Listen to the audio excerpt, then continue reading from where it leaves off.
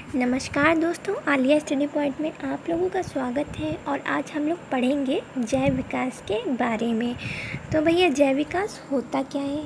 तो इसका मतलब है कि वर्तमान जटिल प्राणियों का विकास प्रारंभ में पाए जाने वाले सरल प्राणियों से, मतलब कि जो पृथ्वी पर वर्तमान जटिल प्राणी पाए जाते हैं, जो उनका विकास हुआ है वो प्रारंभ में पाए जाने वाले सरल प्राणियों से परिस्थिति और वातावरण के अनुसार होने वाले परिवर्तनों के कारण हुआ। मतलब कि जैसे जैसे पहले सरल जीव संरचना वाले प्राणी पाए जाते थे, लेकिन जैसे जैसे वातावरण में परिवर्तन आते गए तो उनके जो शारीरिक संरचना है उसमें भी परिवर्तन आते गए और इस प्रकार एक जटिल संरचना वाले प्राणियों का उद्भव हुआ।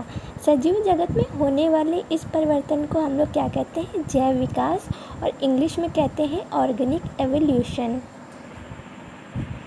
अच्छा, जीव विज्ञान की वह शाखा जिसके अंतर्गत जीवों की उत्पत्ति तथा उसके पूर्वजों के इतिहास तथा उसमें समय समय पर हुए क्रमिक परिवर्तनों का अध्ययन किया जाता है, उसे जैव विकास या उद्विकास या इंग्लिश में एवोल्यूशन कहते हैं। अब जैव विकास के संबंध में बहुत सारे वैज्ञानिकों ने सिद्धांत दिए हैं, ठीक है, तो उसके बारे में हम लोग जानते हैं। मतलब कि theory related to organic evolution. जैव विकास की व्याख्या के लिए कई प्रकार के विचार प्रस्तुत किए गए, परंतु उसमें अधिकांश को उचित प्रमाण के अभाव में वैज्ञानिक मान्यता नहीं मिल सकी। फ्रांसीसी वैज्ञानिक जे.बी. लैमार्क के उपार्जित लक्षणों या लैमार्कवाद तथा चार्ल्स डार्विन के प्राकृतिक चुनाव द्वारा जीवों का विकास या डार्विनवाद को ही सर्वप्रथम जैव विकास के संबंध में वैज्ञानिक मान्यता मिली। तो 4 प्रमुख वैज्ञानिक हैं जिनके सिद्धांत को मान्यता मिली है जैव विकास के अंतर्गत, जो कि है लैमार्कवाद, डार्विनवाद, नव डार्विनवाद और उत्परिवर्तनवाद। अब हम आइए जानते हैं लैमार्कवाद के बारे में। लैमार्कवाद क्या है? फ्रांसीसी प्रकृति वैज्ञानिक जे.बी. लैमार्क ने सर्वप्रथम 1809 ईस्वी में जैव विकास के अपने विचारों को, जो अपनी पुस्तक है फिलॉसफिक जूलॉजिक में प्रकाशित किया। अब जो है इनकी पुस्तक के बारे में पूछ लेते हैं कि ये पुस्तक किसकी है। तो ये फिलॉसफिक जूलॉजिक किसने लिखी? तो हम क्या लगाएंगे? जे.बी. लैमार्क, ठीक है। इसे लैमार्कवाद या उपार्जित लक्षणों का वंशागति सिद्धांत कहते हैं, और इंग्लिश में कहेंगे theory of inheritance of acquired characters. मतलब कि इस सिद्धांत को कहते हैं उपार्जित लक्षणों की वंशागति सिद्धांत, और इंग्लिश में theory of inheritance of acquired characters. अब भैया, ये सिद्धांत में इन्होंने बताया क्या है? इन्होंने बताया है कि मेन पॉइंट जो है इनके सिद्धांत का, जीवों की संरचना, कार्यकी, उनके व्यवहार पर वातावरण के परिवर्तन का सीधा प्रभाव। मतलब कि इन्होंने कहा था कि लैमार्क के अनुसार जीवों की संरचना, कार्यकी, उनके व्यवहार पर वातावरण के परिवर्तन का सीधा प्रभाव पड़ता है। परिवर्तन वातावरण के कारण जीवों के अंगों का उपयोग ज़्यादा व कम होता है। अब जिन अंगों का उपयोग अधिक होता है वे अधिक विकसित हो जाते हैं, तथा जिनका उपयोग नहीं होता है उनका धीरे धीरे क्या हो जाता है? ह्रास हो जाता है।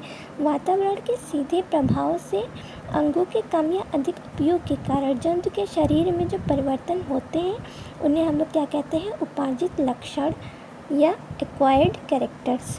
जंतुओं के उपार्जित लक्षण वंशागत होते हैं, अर्थात एक पीढ़ी से दूसरी पीढ़ी में प्रजनन के द्वारा चले जाते हैं। अब ऐसा लगातार होता है तो कुछ पीढ़ियों के पश्चात उसकी शारीरिक संरचना बदल जाती है तथा एक नए प्रजाति का विकास हो जाता है। अब इस सिद्धांत को उन्होंने समझाने के लिए उदाहरण जो दिया था वो जिराफ का दिया था। जिराफ का उदाहरण उन्होंने इस प्रकार से दिया था कि इन्होंने बताया था कि पर्यावरण का जीवों के शरीर पर सीधा प्रभाव पड़ता है, क्योंकि जीवन की आवश्यकता उन्हें पर्यावरण से पूरी करनी होती है। जैसे भोजन की कमी में जिराफ द्वारा वृक्षों के पत्ते खाने के लिए गर्दन को लंबी करना पड़ा। इस कोशिश में गर्दन की जो लंबाई है वो धीरे धीरे बढ़ गई, और आज यह लंबी गर्दन आज ये जो लंबी गर्दन थी वो उनकी विशेषता बन गई और इनके जो आगे के पैर हैं वो लंबे हो गए और पीछे के पैर जो है वो छोटे रह गए। तो उन्होंने लैमार्क ने अपनी थ्योरी को समझाने के लिए जिराफ का उदाहरण दिया था, लेकिन लैमार्कवाद का बाद में कई वैज्ञानिकों ने जोरदार खंडन किया। अब उन वैज्ञानिकों के अनुसार उपार्जित लक्षण वंशागत नहीं होते हैं और इसकी पुष्टि किसने की? एक जर्मन वैज्ञानिक वाइसमैन ने की। जर्मन वैज्ञानिक वाइसमैन ने इसकी पुष्टि की। इसकी पुष्टि के लिए उन्होंने क्या किया कि 21 पीढ़ियों तक चूहे की पूंछ काटकर यह प्रदर्शित किया कि कटी पूंछ वाले चूहे की संतानों में हर पीढ़ी में पूंछ वर्तमान रह जाती है। लोहार की हाथों की मांसपेशियां हथौड़ा चलाने के कारण मजबूत हो जाती हैं, परंतु उसकी संतानों में ऐसी मजबूत मांसपेशियों का गुण वंशागत नहीं हो पाता। तो ये कुछ उदाहरण देकर उन्होंने लैमार्कवाद का खंडन किया था। आइए अब हम पढ़ते हैं अगली थ्योरी डार्विनवाद के बारे में। जैव विकास परिकल्पना के संदर्भ में जो दूसरा सिद्धांत है उसे डार्विनवाद या इंग्लिश में डार्विनिज्म के नाम से जाना जाता है।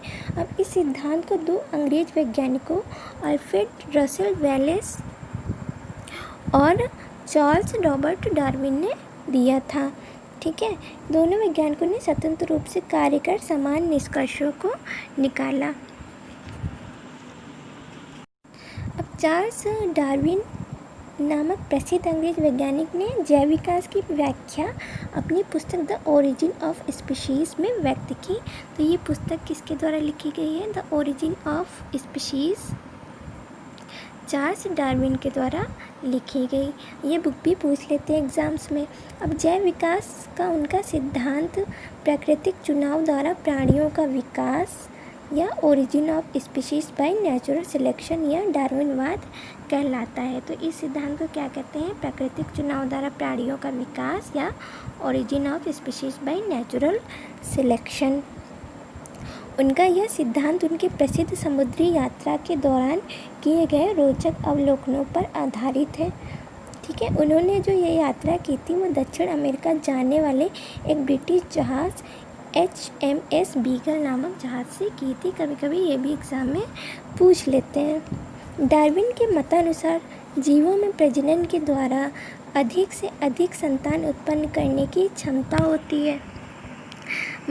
मतलब कि इस सिद्धांत में उन्होंने बताया कि प्रत्येक जीव में अत्यधिक प्रजनन दर की तुलना में इस पृथ्वी पर जीवों के लिए भोजन तथा आवास क्या होता है? नियत होता है या एक निश्चित मात्रा में होता है।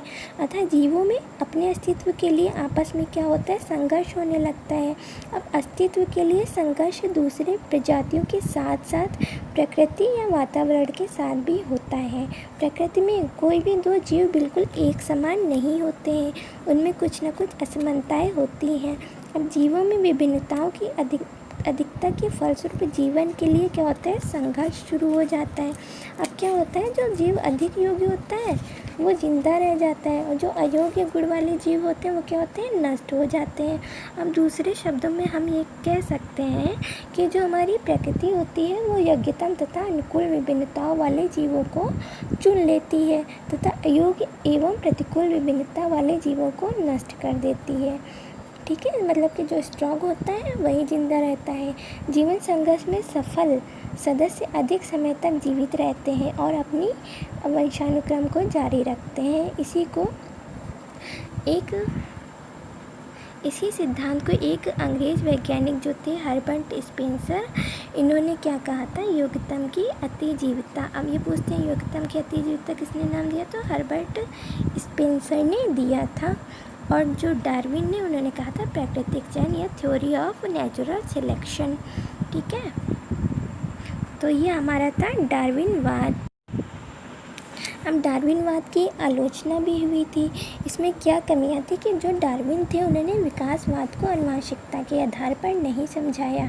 ठीक है। और डार्विन के अनुसार नई जातियों की उत्पत्ति के लिए विभिन्नताएं उत्तरदायी थी, लेकिन वैज्ञानिकों के अनुसार छोटी छोटी भिन्नताओं से भी नई जातियाँ उत्पन्न नहीं हो सकती। और जो है लिंग चयनवाद को उन्होंने गलत ठहराया था। प्राकृतिक वर्णवाद में किसी अंग के विशिष्टीकरण को उन्होंने नहीं बताया, जिसके कारण कुछ जातियाँ नष्ट हो गई। मतलब कि उन्होंने अपने सिद्धांत को आनुवंशिकता के आधार पर स्पष्ट नहीं किया था। इसीलिए अब जो है इसका संशोधित जो नया सिद्धांत आया था उसे हम लोग क्या कहेंगे, नव डार्विनवाद। तो आइए जानते हैं नव डार्विनवाद क्या है।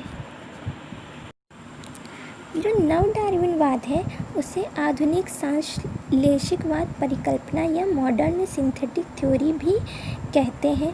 अब इसमें कुछ मेन पॉइंट हैं, जैसे कि जीन उत्परिवर्तन, गुणसूत्रों की संरचना एवं संख्या में परिवर्तन द्वारा विभिन्नताएं, आनुवंशिक पुनर्योजन और पृथक्करण। इसके आधार पर जो है सिद्धांत को समझाया गया। और जो पहला है जीन उत्परिवर्तन, मतलब कि जीन म्यूटेशन। इसमें ये बताया गया तो जीन के डीएनए जो होता है उसमें न्यूक्लियोटाइड की संख्या और विन्यास के क्रम में आने वाले जो परिवर्तन होते हैं उसे क्या कहते हैं, जीन उत्परिवर्तन कहते हैं, जो सामान्य जीन की अभिव्यक्ति में परिवर्तित करते हैं। मतलब कि जीन में किसी प्रकार का परिवर्तन होता है तो उससे जो है असर पड़ता है। दूसरा हमारा है गुणसूत्रों की संरचना एवं संख्या में परिवर्तन द्वारा विभिन्नता है। अब जो हमारे गुणसूत्र होते हैं उसमें अलग जीनों की संख्या अथवा विन्यास के परिवर्तन के द्वारा जो गुणसूत्र की रचना में परिवर्तन आ जाता है, उससे भी जो है हमारा जैव विकास होता है। अब तीसरा है आनुवंशिक पुनर्योजन, मतलब कि जेनेटिक रिकॉम्बिनेशन। अब लैंगिक जनन की क्रिया में क्या होता है कि युग्मक निर्माण के समय अर्धसूत्री विभाजन होता है। अर्धसूत्री विभाजन में क्या होता है, जो है आपस में क्रॉसिंग ओवर होता है, मतलब कि जो मेल और फीमेल गैमेट होते हैं उनके गुणसूत्र आपस में जो है जीन विन्यास बनाते हैं और विभिन्नताएं नई उत्पन्न हो जाती हैं। अब चौथा क्या है, पृथक्करण, मतलब कि एक ही जात की विभिन्न समष्टियां जब भौगोलिक कारणों से पृथक हो जाती है तो उनकी जीनी संरचना में पर्यावरण के अनुरूप तथा जीन उत्परिवर्तन हो जाते हैं। जैसे कि एक ही जाति अलग अलग पर्यावरण में रहती है तो उसमें भी परिवर्तन आता है। अब ये जो हमारा नव डार्विनवाद है, डार्विनवाद या डार्विन के विकासवाद का आधुनिक और संशोधित संस्करण है। इसमें आधुनिक जीव विज्ञान के नए तथ्य और खोज शामिल है और यह उत्परिवर्तन, भिन्नता, आनुवंशिकता, अलगाव के साथ साथ प्राकृतिक चयन के लिए भी जिम्मेदार है। इसलिए जो नव डार्विनवाद है वो डार्विनवाद का एक इसका जो आधार है। ठीक है, अब हम जो है अपना आखिरी सिद्धांत पढ़ेंगे, उत्परिवर्तनवाद या म्यूटेशन थ्योरी क्या है। अब म्यूटेशन थ्योरी किसने दी थी, हॉलैंड के जो पादप शास्त्री थे, मतलब कि plant scientist Hugo de breach ने दी थी। इन्होंने नई जीव जातियों की उत्पत्ति के संदर्भ में एक नया उत्परिवर्तन सिद्धांत प्रस्तुत किया, जिसे हम लोग क्या कहते हैं, जो है उत्परिवर्तनवाद कहते हैं। इस सिद्धांत के अनुसार नई जीव जातियों की उत्पत्ति जातीय लक्षणों के क्रमिक विकास व अस्थिर विभिन्नता के कारण नहीं होती, बल्कि एक ही बार में स्पष्ट व स्थायी आकस्मिक परिवर्तनों के फलस्वरूप होती है। मतलब कि उन्होंने कहा है कि नई जीव जातियों की उत्पत्ति आकस्मिक परिवर्तन के फलस्वरूप होती है जो है। तो जो जाति का वह सदस्य होता है जिसमें पहली बार उत्परिवर्तन दृष्टिगोचर होता है उसे उत्परिवर्तक या म्यूटेंट कहते हैं। और उत्परिवर्तन में अनिश्चितता होने का कारण या उत्परिवर्तन के लिए लाभदायक, निरर्थक या हानिकारक भी हो सकते हैं। फलस्वरूप एक पूर्वज जाति से एक साथ नई जातियों की उत्पत्ति हो जाती है। मतलब कि उन्होंने बताया था कि जो उत्परिवर्तन होते हैं वह अचानक होते हैं और ये अच्छे या बुरे दोनों तरीके के हो सकते हैं। और इन्होंने इस सर्वप्रथम उत्परिवर्तन को इवनिंग संध्या प्रिमरोज नामक पौधे में देखा था। तो दोस्तों, जैव विकास से संबंधित ये सिद्धांत आपको कैसे लगे ज़रूर बताइएगा। अगर वीडियो अच्छा लगा हो तो लाइक, शेयर, सब्सक्राइब कर दें और जल्दी ही मिलेंगे अपनी अगली वीडियो में। नमस्कार।